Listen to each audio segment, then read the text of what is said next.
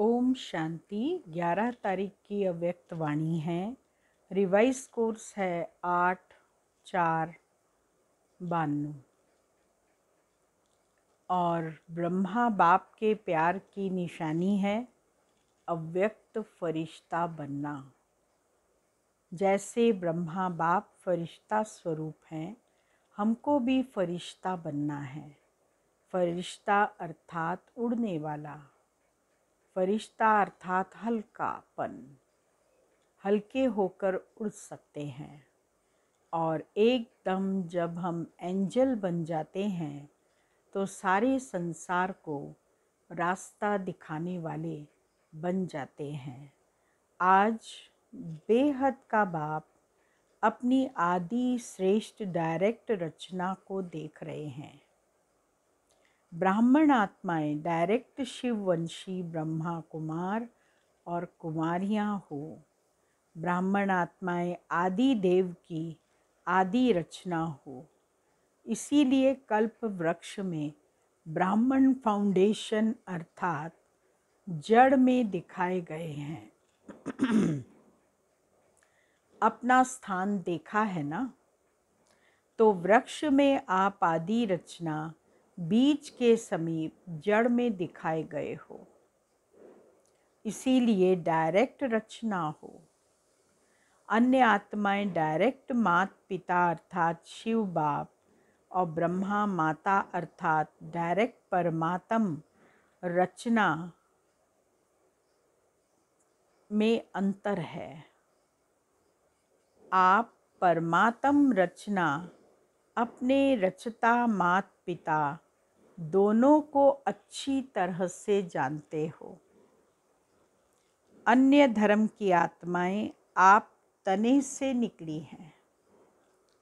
आप जड़ भी हो और तना भी हो, क्योंकि आप जड़ में तपस्या कर रहे हो। कल्प वृक्ष में देखें तो जड़ में बैठे हैं, तो इसीलिए बाबा कहते आप जड़ भी हो और तना भी हो। ब्राह्मण रूप में वृक्ष की जड़ में हो और देवता रूप में वृक्ष के तना हो, और सभी धर्म आप तना से निकलते हैं। तो आप डायरेक्ट रचना का कितना महत्व है। डायरेक्ट बीज के साथ संबंध है, उन्हों का इनडायरेक्ट संबंध है, आपका है डायरेक्ट। आप सभी रूहानी नशे से कहेंगे कि हम परमात्म संतान हैं। जो भी धर्म वाली आत्माएं आती हैं वह सभी अपने को क्रिश्चियन, बौद्धि, इस्लामी कहलाएंगी। डायरेक्ट शिववंशी व आदि देव ब्रह्मा की रचना नहीं कहलाएंगी। क्राइस्ट वंशी क्रिश्चियन कहेंगे, धर्म पिता क्राइस्ट के क्रिश्चियन हैं। यही जानते हैं वह सभी धर्म पिता के वंश हैं। और आप कहेंगे परमात्मा के। तो धर्म पिता और परम पिता कितना अंतर है। डबल विदेशी क्या समझते हैं? परम पिता के हो या धर्म पिता के हो? परम पिता के अर्थात डायरेक्ट रचना होना। तो डायरेक्ट और इनडायरेक्ट में कितना अंतर है। नशे में भी अंतर है तो प्राप्ति में भी अंतर है। इसीलिए भक्ति मार्ग में भी इनडायरेक्ट अपने इष्ट द्वारा बाप को याद करते हैं, इष्ट देवता को याद करते हैं, उसकी पूजा करते हैं। उसके द्वारा हम परमात्मा तक पहुंचने की कोशिश करते हैं। लेकिन इष्ट देव को याद करके परमात्मा तक पहुंचना उसमें बहुत मेहनत की आवश्यकता है। अगर कोई शिव भक्त भी है तो वो भी शिव शंकर एक मानकर याद करते हैं। तो इनडायरेक्ट हो गया ना। जानते भी हैं कि राम का भी रामेश्वर है, लेकिन फिर भी याद राम को ही करेंगे। रामेश्वर दिखाया गया राम का, ईश्वर शिव। राम ने भी शिव की उपासना की, तो भी राम को याद करते हैं। ब्रह्मा, विष्णु, शंकर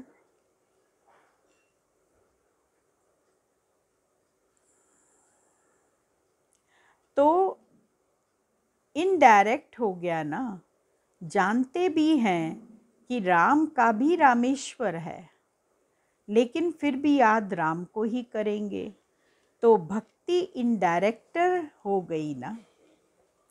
क्योंकि भक्त आत्माओं की रचना भी पीछे की आत्माएं हैं।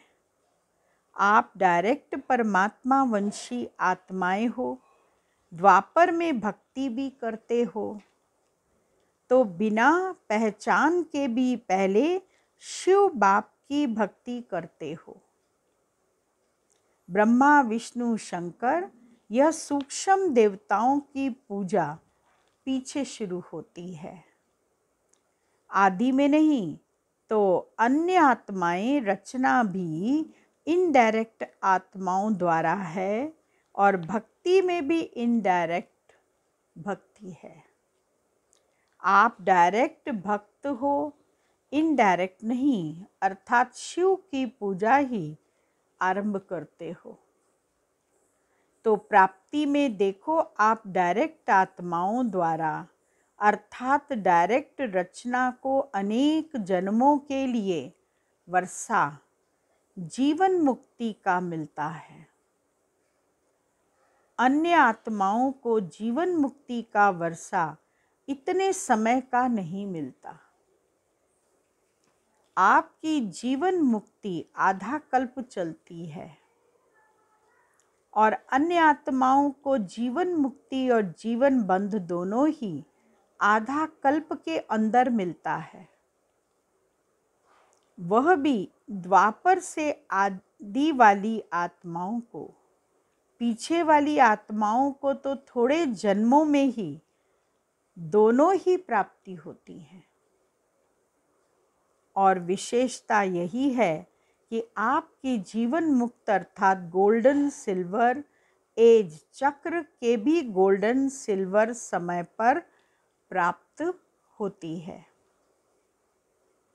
आपकी गोल्डन एज है तो युग भी गोल्डन एज का है, प्रकृति भी गोल्डन एज है। चक्र को अच्छी तरह से जानते हो ना। और अन्य आत्माओं की जब गोल्डन एज है तो युग कॉपर एज या आयरन एज है। कॉपर एज में उन्हों की गोल्डन एज है, और आपकी गोल्डन एज में गोल्डन एज है। कितना अंतर हुआ, अंतर हो गया। आप सतो प्रधान हैं तो प्रकृति भी सतो प्रधान है।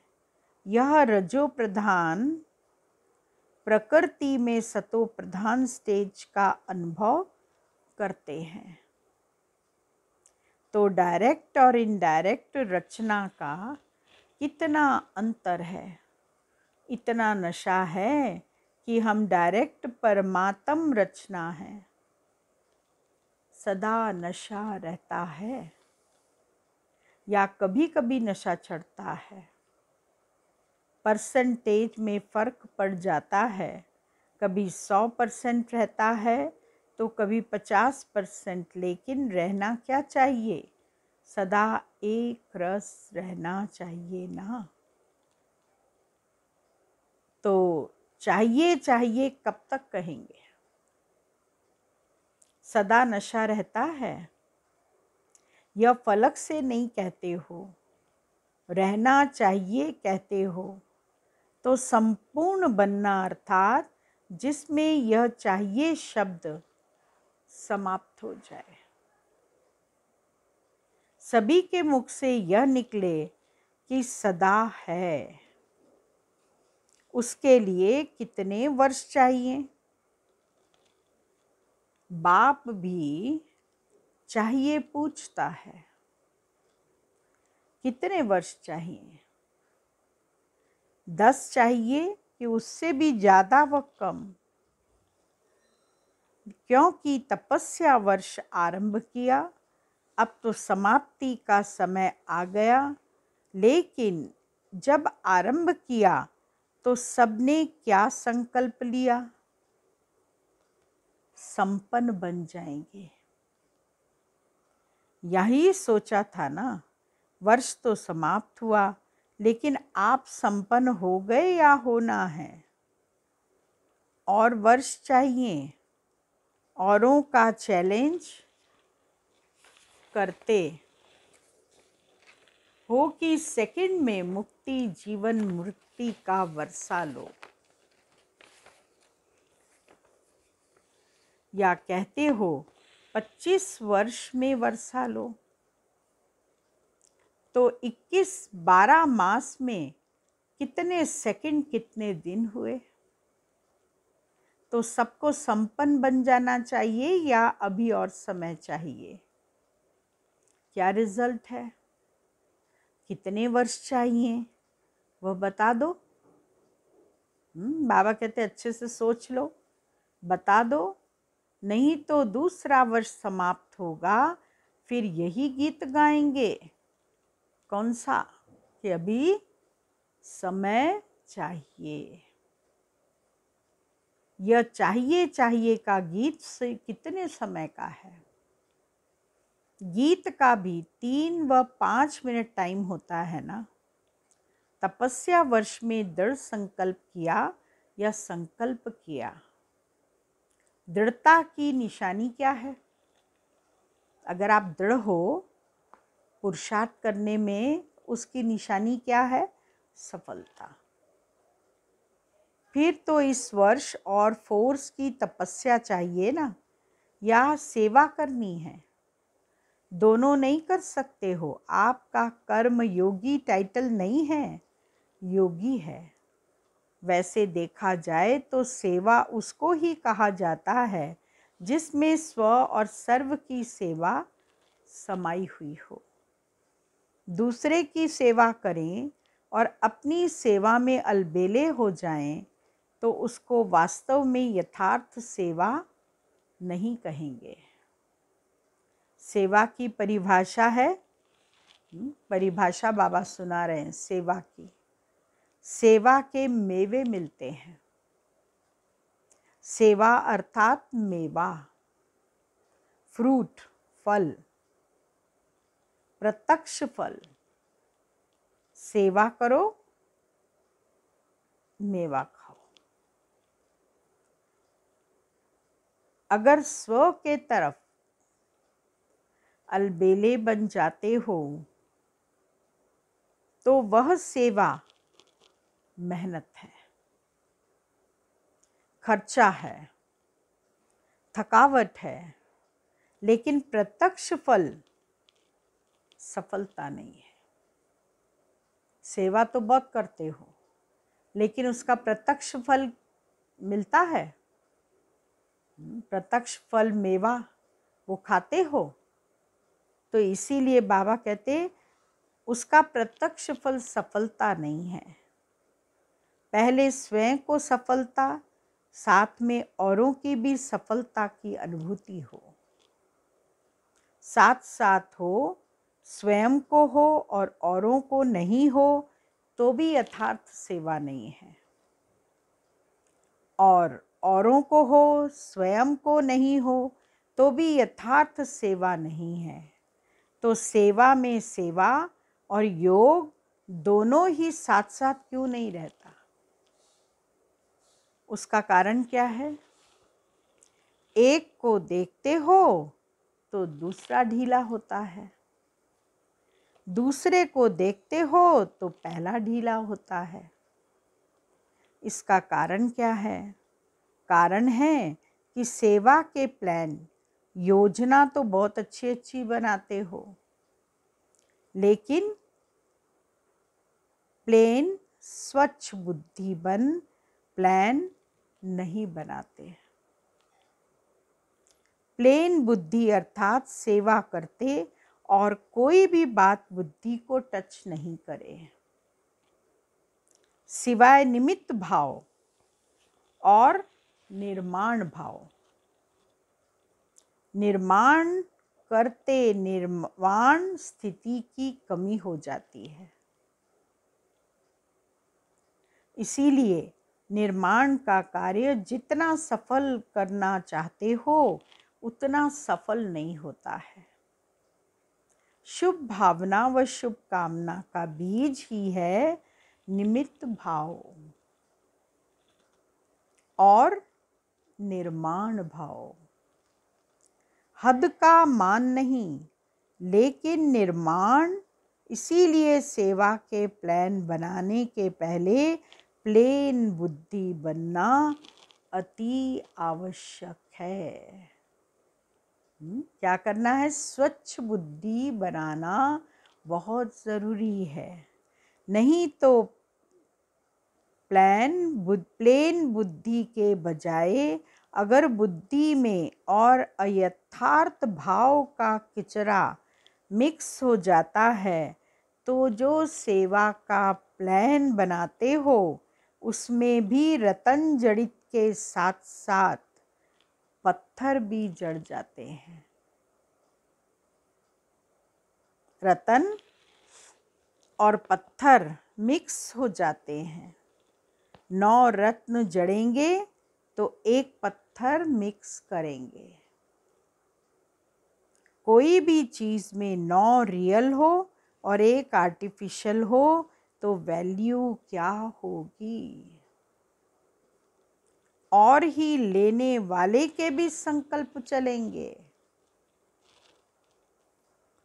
कि यह 9 भी रियल हैं या मिक्स हैं। लेने वाला जब आएगा आपके पास वो कहेगा एक तो इन्होंने पत्थर दे दिया, अब बाकी 8 जो हैं वो रियल हैं कि नहीं हैं, सोचने लग जाएगा। इसीलिए सेवा के प्लान के साथ साथ प्लेन बुद्धि का अटेंशन पहले रखो। अगर प्लेन बुद्धि है और सेवा का प्लान इतना बड़ा नहीं भी है, फिर भी प्लेन बुद्धि वाले को नुकसान नहीं है, बोझ नहीं है। सेवा का फ़ायदा कम है, लेकिन नुकसान तो नहीं कहेंगे ना। मिक्सचर बुद्धि में तो नुकसान है। इसीलिए यह वर्ष भी तपस्या का करेंगे। सेवा में तो करते हो कि नीचे आ जाते हैं, तो क्या करेंगे? सिर्फ तपस्या करेंगे। जब स्वयं संपन्न बनो तब विश्व परिवर्तन का कार्य भी संपन्न होगा। आप सबके संपन्नता की कमी के कारण विश्व परिवर्तन का कार्य संपन्न होने से रुका हुआ है।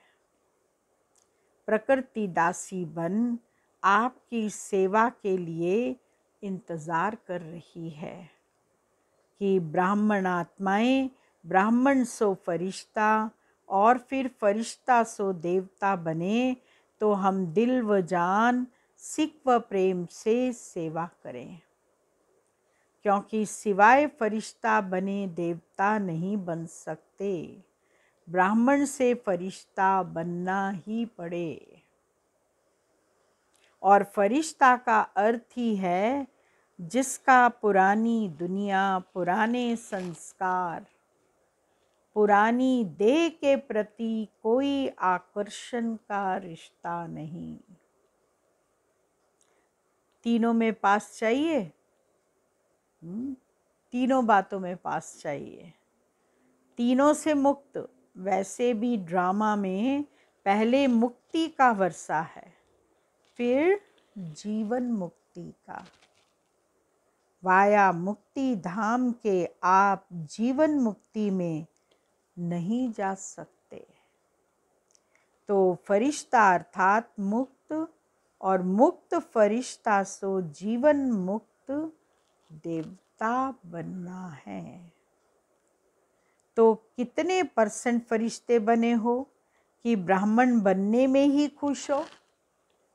कितना % बने फरिश्ता? चेकिंग की है अपनी? नहीं तो चेकिंग करो।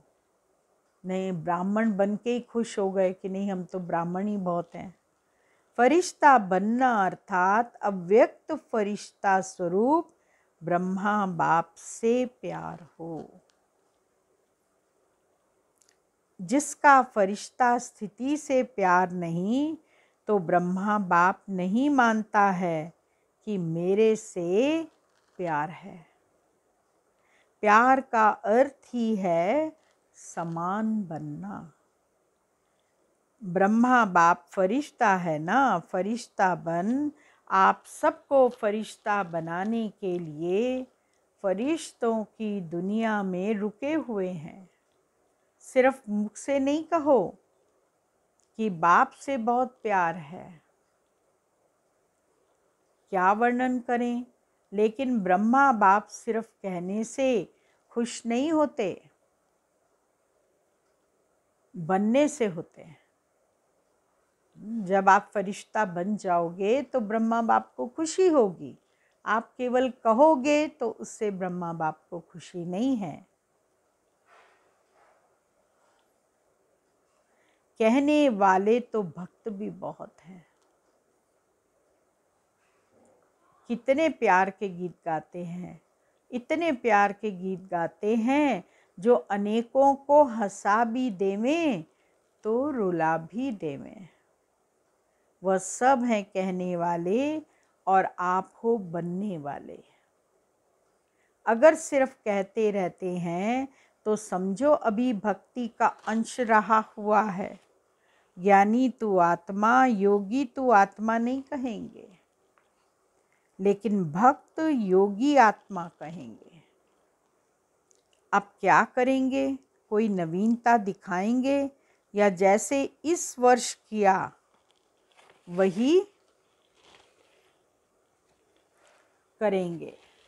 ऐसा भी समय आएगा जो बाप दादा उन्हों से ही मिलेंगे जो करने वाले हैं, जो बनने वाले हैं। सिर्फ कहने वाले नहीं। अभी तो सभी को अलाउ कर देते हैं ना, भावना वाले भी आ जाओ, ज्ञानी योगी तू आत्मा भी आ जाओ, लेकिन समय परिवर्तन होना ही है। इसीलिए अपने ऊपर और 10 गुना अंडरलाइन करके परिवर्तित होकर दिखाओ। फिर बाप दादा को उलाना नहीं देना कि ऐसे कैसे होगा, ऐसे क्यों किया। आप पुरुषार्थ में स्ट्रिक्ट नहीं होते हो तो बाप को स्ट्रिक्ट होना ही पड़ेगा। अभी तो बाप के प्यार स्वरूप से चल रहे हो, पल रहे हो, लेकिन सतगुरु का रूप धर्मराज नहीं, सतगुरु की आज्ञा सिर माथे गाया हुआ है। अभी तो बाप दादा मीठे बच्चे, प्यारे बच्चे कहकर चला रहे हैं। अगर प्यार है, मिलन की प्यास है, तो समान बनकर मिलो। महान अंतर में नहीं मिलो, समान बनकर मिलने में बहुत मजा है। ये मजा और है। अच्छा, बाप से मिल लिया, दृष्टि ले लिया, वहां गए तो फिर कोई कमजोरी आ गई, शक्ति मिली और काम में लाई। एक दो बार विजयी बने, फिर कमज़ोर बन गए। तो यह अपने प्रकार का मिलन है, लेकिन यथार्थ प्यार, यथार्थ मिलन इसमें बहुत ऊंचा है, बहुत बहुत प्यारा है। उसका अनुभव करो। समझा? सतगुरु की कोई ने आज्ञा नहीं मानी तो सतगुरु है ना। बाप के आगे तो बच्चों के नाज लाड कोट चलते हैं। अगर बाप से सच्चा प्यार है तो इस वर्ष में फरिश्ता समान बनकर दिखाओ। अभी इतने सब मिलने के लिए आए हैं, बहुत अच्छा है, लेकिन और अच्छे से अच्छा करना है। प्यार करना और प्यार निभाना, इसमें अंतर है। करने वाले सभी हो, अगर प्यार नहीं होता तो इतने सब क्यों आते। लेकिन करना और निभाना, इसमें अंतर हो जाता है। प्यार करने वाले अनेक होते हैं और निभाने वाले कितने होते हैं? तो आप निभाने वाले हो। निभाने वाले फिर चाहिए चाहिए नहीं कहेंगे। प्रैक्टिकल है, सिर्फ मुख से नहीं। सुनाया ना कि तपस्या के चार्ट में भी अपने को मार्क्स सर्टिफिकेट देने वाले बहुत हैं, लेकिन सर्व के संतुष्टता का सर्टिफिकेट कोई कोई को प्राप्त होता है। चार्ट रखने वाले भी बहुत निकले, अपने को अच्छे से अच्छा सर्टिफिकेट देने वाले भी बहुत निकले। बहुत नहीं है लेकिन कुछ हैं। सेकंड नंबर वाले बहुत हैं, लेकिन सबके मुख से यह निकले कि हाँ, यह नंबर 1 है। सबके दिल से दुआओं का सर्टिफिकेट मिले, इसको कहेंगे नंबर 1। कई बच्चे कहते हैं कि हम तो ठीक हैं, लेकिन कोई कोई आत्मा का कोई कड़ा हिसाब है हमारे से, जो जितना भी उसको संतुष्ट करते, लेकिन वह संतुष्ट नहीं होता। बाप दादा ने पहले भी कहा था कि अगर ऐसा कोई कड़ा हिसाब किताब है भी, तो भी कम से कम 95% सर्टिफिकेट मिलने चाहिए। 5% का कड़ा हिसाब किताब है, वह भी माफ़ है, लेकिन 95% दिल से दुआएं दे। कई ऐसे कहते हैं कि सबसे संतुष्ट कौन है, ऐसा तो एक भी दिखाई नहीं देता। बड़ों के लिए भी सोचते हैं कि इनसे ही नाराज़ हैं, तो हमसे हुए तो क्या बड़ी बात है। लेकिन उन्हों से 95% दिल से राज़ी हैं। बड़ों की बात दूसरी है, बड़ों को जज बनना पड़ता है, तो 2 में से एक की बात हाँ करेंगे, वह कहेंगे बहुत अच्छे, और जिसको ना करेंगे वह कहेंगे ये भी अच्छे नहीं हैं। तो जज एक को हाँ करेगा या दोनों को, तो वह बातें अलग बात है। लेकिन दिल की तपस्या, दिल का प्यार, निमित्त भाव, शुभ भाव, वो सर्टिफिकेट सामने देखो। यह नहीं कॉपी करो कि बड़ों से भी संतुष्ट नहीं हैं, हम तो पास हो जाएंगे, ऐसे नहीं सोचो। 95% अगर संतुष्ट हैं तो नंबर मिल जाएगा।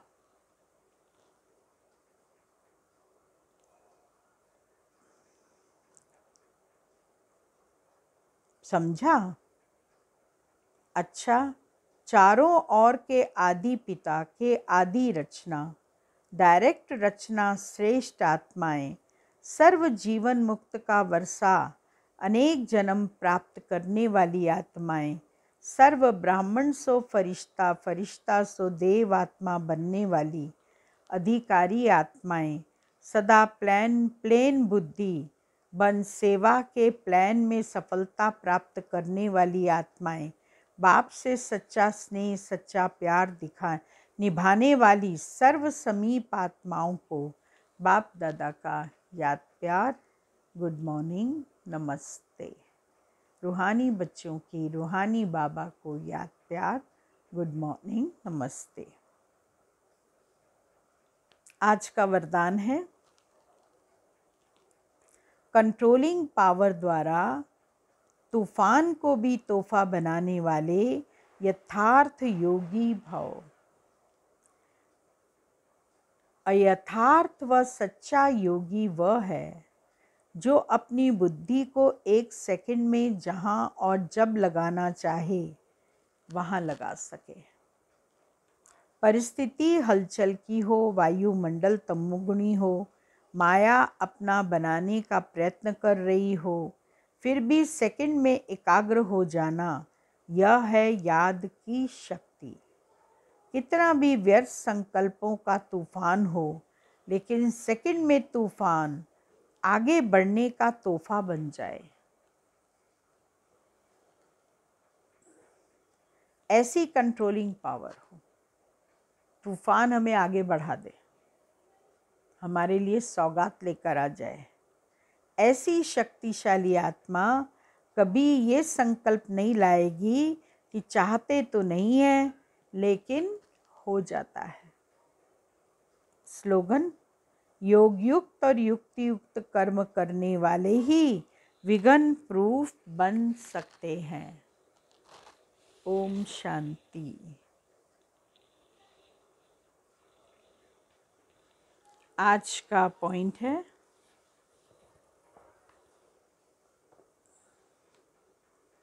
किसी भी बात में जब मेहनत का अनुभव हो तो उस समय चेक करो कि किस श्रीमत के मर्यादा की लकीर से बाहर जा रहे हैं। चाहे संकल्प में, चाहे बोल में, चाहे कर्म में, जब मर्यादा की लकीर से बाहर निकलते हो तब माया की आकर्षण मेहनत कराती है। ओम शांति। अभी जो अनेक साधन मिले हुए हैं, ये थोड़े समय के लिए हैं। इन आराम के साधनों को कार्य में लगाते राम को नहीं भूल जाना, सच्ची सीता होकर रहना। मर्यादा की लकीर से संकल्प रूपी अंगूठा भी नहीं निकालना, क्योंकि यह साधन यदि बिना साधना के यूज़ करेंगे तो स्वर्ण हिरण का काम कर लेगा। ओम शांति।